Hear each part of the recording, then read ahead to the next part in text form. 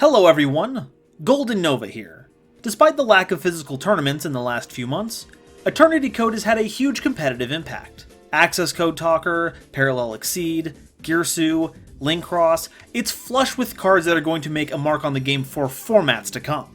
Which means it's the perfect time to skip over all that and talk about the next set. While all the crazy Sky Striker news is circulating, I've got Rise of the Duelist themes to talk about. We've already gone over Infernoble Knights, and the chivalry and pageantry is all well and good. But do you ever feel like all that can be a bit too stifling? Where you have to stay your hand in the name of patience and virtue when real, actual change is within your grasp, if only you had the courage to take it? Well, wonder no longer. For it is time to embrace the darkness within, to take hold of our righteous anger and ambition, and take the reins of power from those who have sat too long in solemn silence, doing nothing but upholding and rendering judgment on arbitrary rules, striking down and scolding anyone who voices objection to their authority with little to no warning. It's time to go over the latest update to Darklords. But before we begin, wanted to ask really quick if you could like and subscribe if you've enjoyed my content and haven't already. That way you can have my videos delivered to you fresh, and my brain makes the happy juice when good numbers go up. Oh, and ringing the bell is a pretty good way to stay on top of my new releases. The algorithm tends to bury my more experimental content, which is a real shame, because it's the ones that I'm most proud of and think you'll enjoy the most. Thank you all for your patience. Now back to the video.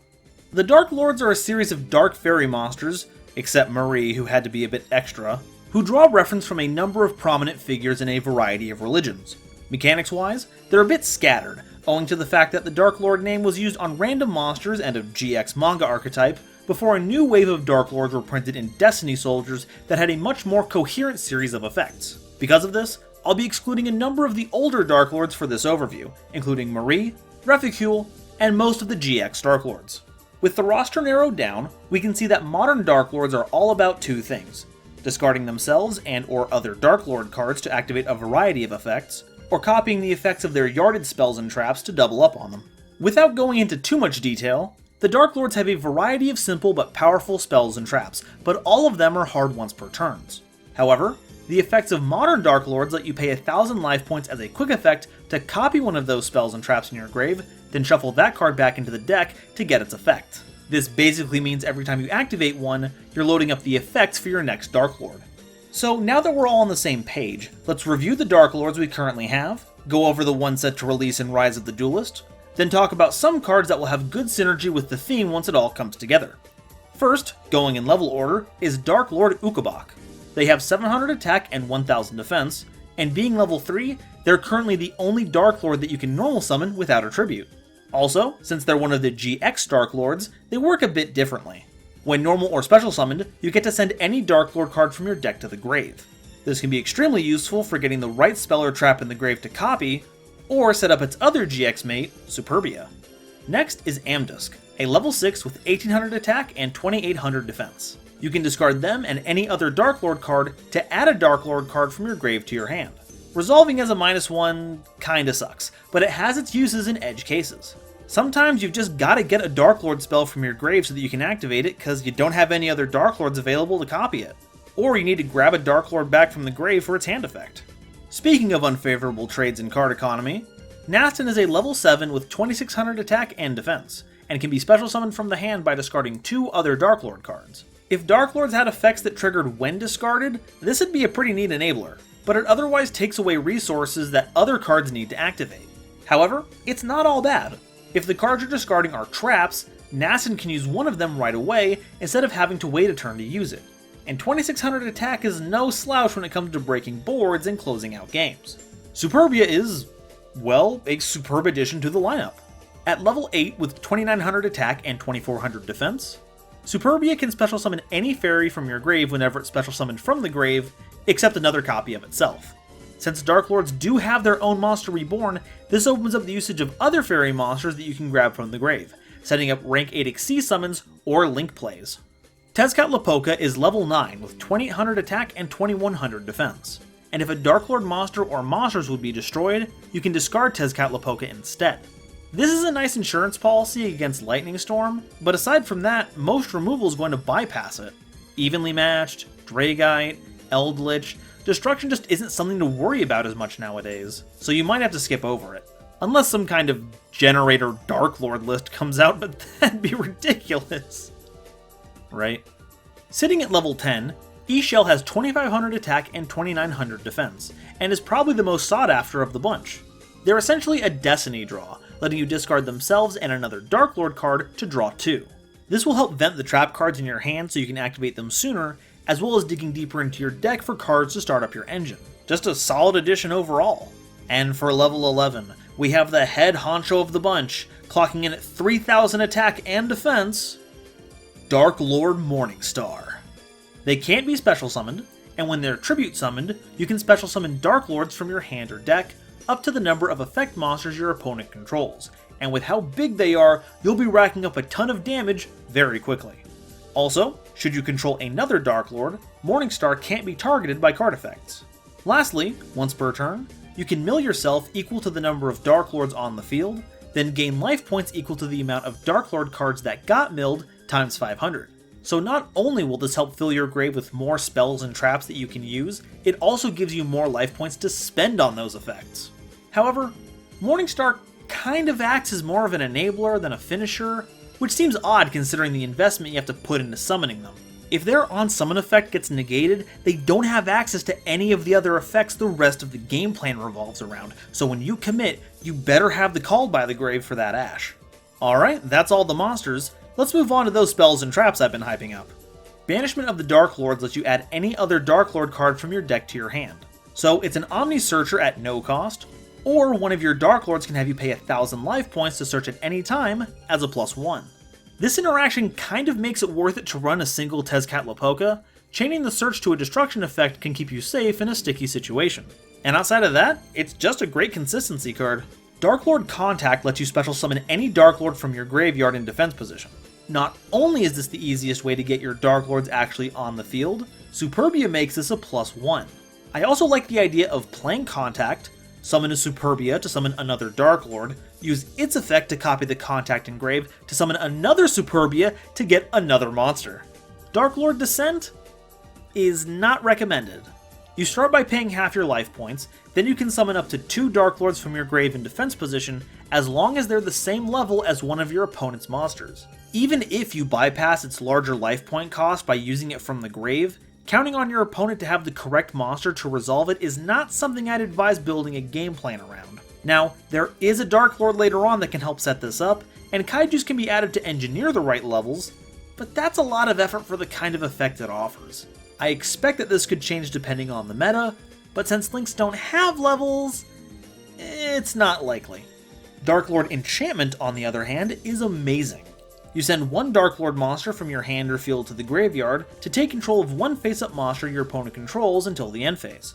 And it doesn't even target.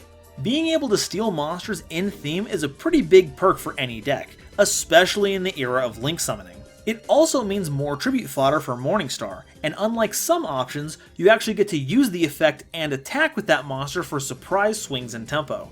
Darklord Rebellion is kind of like having a Trident. You send a Darklord from your hand or face-up field to the grave to destroy one card on the field. Once again, no targeting, so it's a great way to avoid a number of monster protections, like with Avramax, and if it's in the grave, your Darklords can retaliate against just about anything. And if Rebellion is like Trident, then the Sanctified Darklord is like having an infinite impermanence. You send a Darklord monster from your hand or field to the grave, then negate an effect monster's effect until the end phase, and if you do, you gain life points equal to the attack of the monster whose effect was negated. So not only do you have a way to interrupt plays, it's another way to gain life points so you don't run yourself dry. You're even likely to gain life points even if you use the effect from the grave. The last card we currently have in circulation is the first extra deck monster for the theme, Condemned Darklord. That's right, our favorite Forbidden Fanatic has finally joined the ranks of Fallen Angels, and trust me, we needed them. Condemned Darklord is a Link 2 with 1600 attack, requiring 2 fairy monsters. While on the field, you can tribute summon a fairy that takes 2 tributes by banishing 2 monsters from your grave instead of using monsters on the field. Once per turn, you can discard a card to take a Darklord monster from your deck and either add it to your hand or send it to the grave. Also, during the end phase, you gain 500 life points for every fairy on the field. Condemned is key to summoning out Morningstar without losing field presence, but it can also be used to summon any of your bigger fairies in a pinch. And another way to search the right Darklord at the right time is great for getting to your game plan as quickly as possible. And that's the lineup so far. The game plan is to run over your opponent with giant monsters with variable effects, depending on the spells and traps you've used, with Condemned helping to facilitate said plays, and maybe even resolving a Morningstar along the way. But, as tournament reports over the past few years will show you, this hasn't been enough to win events. The issue with having your monsters on field effects dependent on the spell and trap support that you've used so far means that you can't have a play sequence where you can rely on any particular monster handling a particular part of the process. So while the beatdown can be handled by just about any of them, the nuts and bolts of it are a lot more up to chance. The question is, does the new support help to handle this predicament? First, let's introduce Darklord Nurgle, the first modern level 8 of the bunch, rocking 2700 attack and 2500 defense. It retains the ability to use your yarded Darklord spell and traps, and it gives all your fairies piercing while it's on the field. This basically makes it the best summon off of Morningstar, taking away your opponent's ability to hide behind defense position monsters and end games quickly. But since it doesn't really advance your game plan any, running one seems like the right choice. Next we have two level 4s that are a big departure from the norm. Darklord of Delight has 0 attack and 1600 defense. As a quick effect during any main phase, you can tribute summon a fairy monster. Also, if they're sent to the grave, you can debuff all of your opponent's monsters' attack and defense by 500 for every fairy on the field until the end of the turn. This one's kind of a hard sell. It essentially gives you an extra tribute summon, but since your important monsters are level 7 and higher, one tribute from Delight isn't going to cut it. Though it does some amazing work when paired with Condemned, as you just use your yarded monsters instead. And the debuff is nice, but not really a game changer, except for certain edge cases where all that matters is battle stats. Darklord of Pleasure has 1600 attack and 0 defense, and when normal or special summoned, you can take 2 Darklords from your deck with different levels, summon one to your opponent's field in defense position, and add the other to your hand, but you're locked into activating only fairy monster effects for the rest of the turn. Since Ukobak exists, you can summon that to their field, and unless you're playing the mirror, the worst you've done is give them an extra material for a summon later, but you get to add any Darklord that you need. You can get E-Shell to dig deeper into your deck, or Amdust to get just the right card back from your grave. It's a risky effect, but with a deck that lacks impactful normal summons, it just might be worth it. Next we have a new trap, Rebellious Darklord. You send a Darklord from your hand or field to the graveyard, then fusion summon any Dark Fusion monster using materials from your hand or field, then you gain life points equal to the attack of the monster that you sent to activate the card.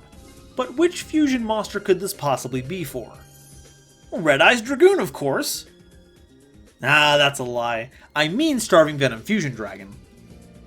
Okay, you can use it for that, but it's not the main reason. The real reason you need this card is for Morningstar's final form, the Ascended Lord of the Fallen, Lucifer, Dark Lord of the Morning Star.